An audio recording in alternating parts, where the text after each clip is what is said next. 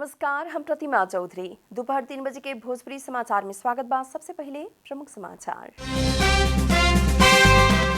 5 दलीय गठबंधन के निर्णय मुताबिक मनोनयन दर्ता करेला सत्तारूढ़ गठबंधन के नेता कार्यकर्ता सबके निर्देशन सबके के सहमति में लिया के विश्वास। स्थानीय निर्वाचन खातिर आज मनोनयन दर्ता जारी। उम्मीदवारी दर्ता के क्रम में आचार संहिता के पालना करेला आयोग के आग्रह। आज 7वां भूकंप स्मृति दिवस देश भर विभिन्न चेतनामूलक कार्यक्रम सब करत मनावल जा रहा। चीन में कोरोना वायरस संक्रमित की संख्या बढ़ती जा रहा। बीतल 24 घंटा में 2006 से 66 जने में संक्रमण पुष्टि। और IPL T20 क्रिकेट में आज एक खेल हो रहा। खेल में पंजाब किंग्स और चेन्नई सुपर किंग्स बीच भिड़ंत।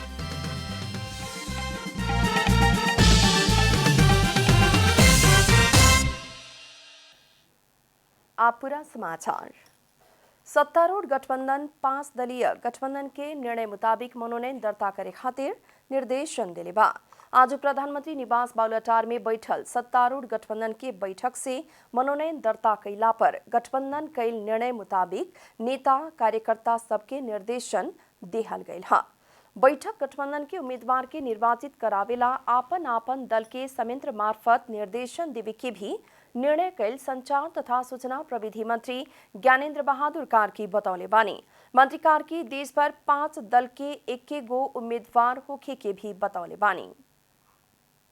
मर्मानुसार अगाडि बढ्ने र काहीँ आन्तरिक केही असमझदारीहरू छन् भने तिनीहरूलाई समझदारीमा परिणत गर्ने, जनमतलाई ध्यानमा राखेर आफ्ना गतिविधिहरूलाई अगाडि बढाएर आज 5 दलको जुन निर्णय छ त्यही निर्णय अनुसार सबैलाई मनोनयन गर्नका निमित्त निर्देशन दिने कुरा भएको छ। मंत्री कार्की गठबंधन के निर्णय के विपरीत उम्मीदवारी दर्ता करावे वाला सबके भी सहमति में लियावे के बतौनी हा। पत्रकार के सवाल के जवाब देहत मंत्री कार्की उम्मीदवार छनौट के संबंध में नेपाली कांग्रेस के भीतर कोनो भी समस्या ना भइल दावी कैले बानी। आवे वाला वैशाख 30 गते होखे वाला स्थानीय तह निर्वाचन खातिर आज वो मनोनयन दर्ता हो रहल बा। आज से शुरू भइल मनोनयन दर्ता संझिया 5 बजे तक होखे के निर्वाचन आयोग जनौले बा। छूटल दल तथा स्वतंत्र व्यक्ति सब रीत पुगा के आज मनोनयन दर्ता करा रहल बानी लोग। देश भर के 753 स्थानीय तह के प्रमुख और उप प्रमुख से लेके वार्ड अध्यक्ष और सदस्य पद खातिर दलगत और स्वतंत्र रूप में समेत मनोनयन पत्र दर्ता हो रहल बा। 753 मध्य 6 गो महानगर पालिका, 11 गो उप महानगर पालिका, 276 गो नगर पालिका और 460 गो गांव पालिका बाटे। कालू इतवार के 10,533 जने उम्मीदवारी दर्ता करावल निर्वाचन आयोग जनौले बा। उम्मीदवारी दर्ता के क्रम में आचार संहिता के पालना में आयोग राजनीतिक दल सबके आग्रह भी कैले बाटे। भोजपुरी समाचार में आप छोड़ विश्राम।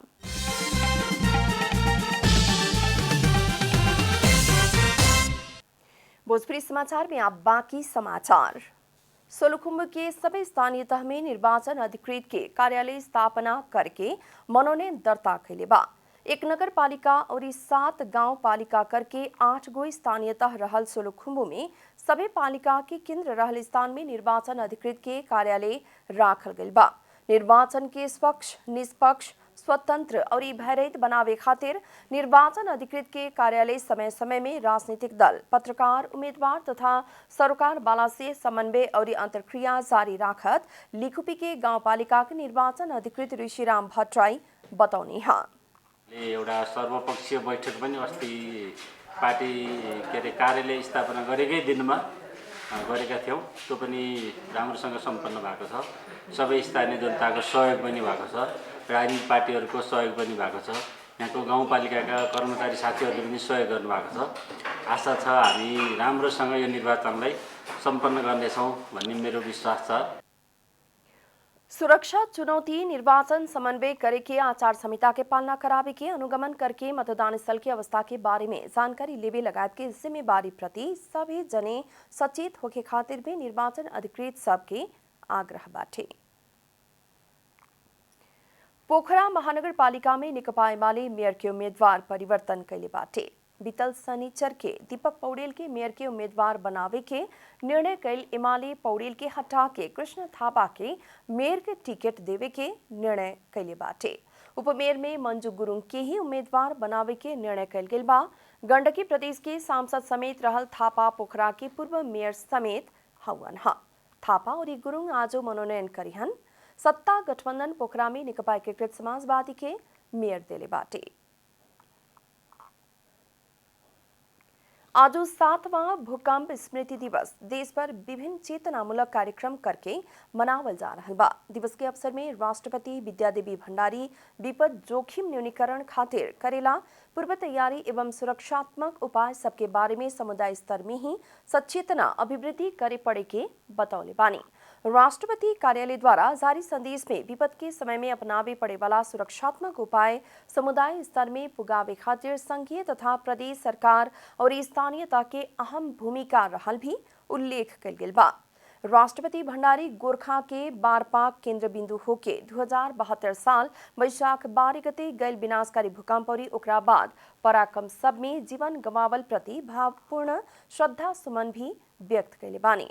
उइलिखा दिवस के अवसर में प्रधानमंत्री शेर बहादुर देउबा बीतल दिन के भोगाई और अनुभव से पाठ सिखत आवे वाला दिन सब में भूकंप जैसन प्राकृतिक विपद से होखे वाला क्षति के न्यूनीकरण करे खातिर और भूकंप के असर सहे वाला भौतिक संरचना निर्माण करे खातिर अति आवश्यक भइल भी बतौनी हा।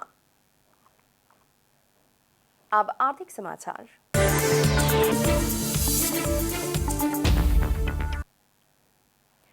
लगानी योग्य रकम के अभाव से देश संकट में रहल बिरिया कंपनी दर्ता करे वाला के संख्या में वृद्धि भइल बा।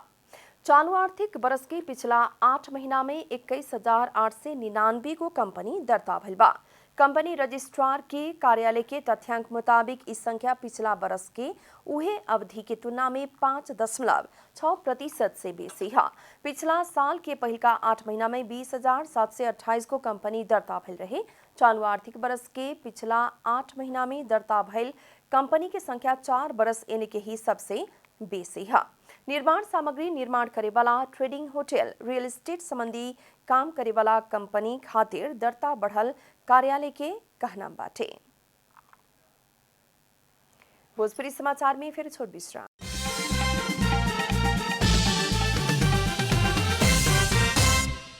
आप खेलकूद समाचार। Indian premier league IPL T20 cricket में आज एगो खेल होखे वाला बा। सोमवार के एक मात्र खेल में पंजाब किंग्स और चेन्नई सुपर किंग्स के बीच भिड़ंत होखी। मुंबई में होखे वाला दोनों टोली बीच के खेल 7:45 बजे शुरू होखी। पंजाब आज चौथा जीत के तलाश में बाटे। पंजाब 7 खेल में 6 अंक जोड़त 8वां स्थान में बा। चेन्नई आज तीसर का जीत निकाले के कोशिश में बाटे। चेन्नई 7 खेल में 4 अंक जोड़त 9वां स्थान में बा। चेन्नई 3 खेल जीतले बा तो पंजाब 2 खेल जीतले बाटे। ये सीजन के पहिलका भेंट में पंजाब चेन्नई के 54 रन से हरौले रहे। अंत में प्रमुख समाचार फिर एक बेर। 5 दलीय गठबंधन के निर्णय मुताबिक मनोनयन दर्ता करेला सत्तारूढ़ गठबंधन के नेता कार्यकर्ता सबके निर्देशन सबके के सहमति में लियावे के विश्वास। स्थानीय निर्वाचन खातिर आज मनोनयन दर्ता जारी। उम्मीदवारी दर्ता के क्रम में आचार संहिता की पालना करेला आयोग के आग्रह। आज 7वां भूकंप स्मृति दिवस देश भर विभिन्न चेतनामूलक कार्यक्रम करके मनावल जा रहा।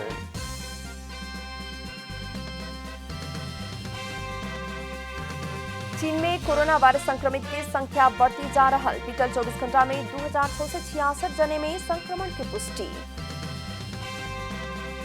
और IPL T20 क्रिकेट में आज एगो खेल हो रहा। खेल में पंजाब किंग्स और चेन्नई सुपर किंग्स के बीच भिड़ंत।